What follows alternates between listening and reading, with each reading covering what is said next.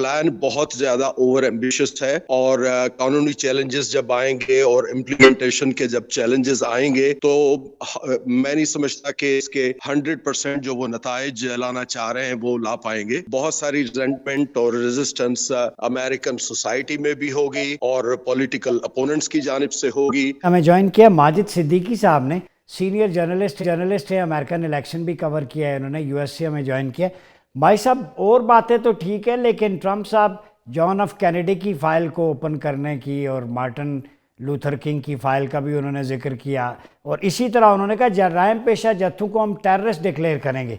तो क्या देखते हैं आप इनके जो स्पीच है, ये फ़कत लफ्ज़ी गोलाबारी है या आप समझते हैं कि प्रैक्टिकली इम्प्लीमेंट होगा? ये बहुत ही इम्पोर्टेंट सवाल है और इस वक्त जो पॉलिसी डोनाल्ड ट्रंप ने अपनाई हुई है उसे आप अल्ट्रा नेशनलिज्म से ताबीर कर सकते हैं, लेकिन अभी बहुत सारी चीजें तय होना बाकी हैं। कल उन्होंने 26 एग्जीक्यूटिव ऑर्डर निकाले हैं और उनमें से बहुत सारी चीजें ऐसी हैं जो अनयूजुअल हैं।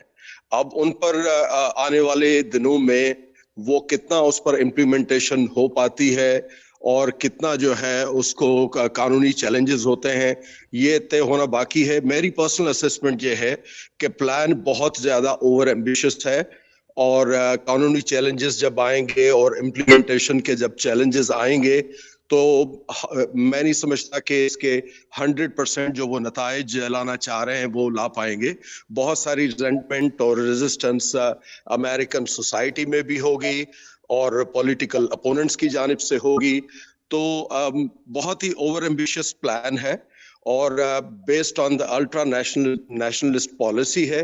तो आने वाले दिनों में लगेगा कि उसको कहाँ से रिजेंटमेंट आती है या कहाँ से रेजिस्टेंस आती है, लेकिन ये मेरी पर्सनल असेसमेंट है या आप उसे मेरा एनालिसिस कह दें कि ये ओवर एम्बिशियस है और ये जो है इस तरह जिस तरह कहा जा रहा है इस तरह शायद इम्प्लीमेंट होता हुआ नजर ना आए। अच्छा, ये बताएं कि 2 जेंडर्स की उन्होंने बात की, there are only 2 genders, male and female. इसको आप कैसे देखते हैं, ये इम्प्लीमेंट होगा, इसका मकसद क्या है कहने का? और दूसरा, उनके अपनी इस्टेब्लिशमेंट के साथ रिलेशनशिप कैसा होगा?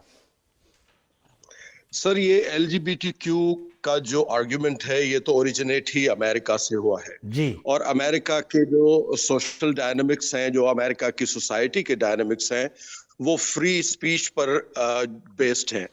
और आप अगर ये कहते हैं कि आपके मुआशरे में अब सिर्फ या तो मर्द हो सकते हैं या औरत हो सकती है, तो इसका मतलब है कि वो लार्ज चंक ऑफ सोसाइटी जो है जिसे LGBTQ के ज़िम्रे में लाया जाता है, उनके राइट्स यकीनन कंप्रोमाइज होंगे और इस हवाले से जो है रिजेंटमेंट भी आएगी। तो आप बहुत सारे एक्शंस आपको अमेरिका के जो ओरिजिनल जो फाउंडेशन की जो नज़रियात हैं उसके हिसाब से आपको कैरी करने पड़ते हैं, लेकिन अगर आप उन नज़रियात के बिल्कुल बरक्स जाके एक एक्सट्रीमिस्ट पॉलिसी अगर आप ऑप्ट करने की कोशिश करेंगे तो यकीनन अमेरिकन सोसाइटी एक बहुत ही ज्यादा वायबल और बड़ी वाइब्रेंट किस्म की सोसाइटी है। वो इस तरह किसी भी गवर्नमेंट के एक्शंस जो है मनोहन कबूल नहीं करेगी। यहाँ पे उनको रेजिस्टेंस भी आएगा और कानूनी तौर पर भी उनको जो है एक तरह से रेजिस्ट किया जाएगा। तो ये तो जो सूरत हाल है, इसमें जो भी एक्शंस लिए जा रहे हैं इसमें बहुत सारी चीजों में रिवर्सल के इम्कानात मौजूद हैं। जहां तक आपने कहा कि एस्टेब्लिशमेंट के साथ उनके क्या ताल्लुकात हैं, इस वक्त सूरत हाल ये है कि रिपब्लिकन पार्टी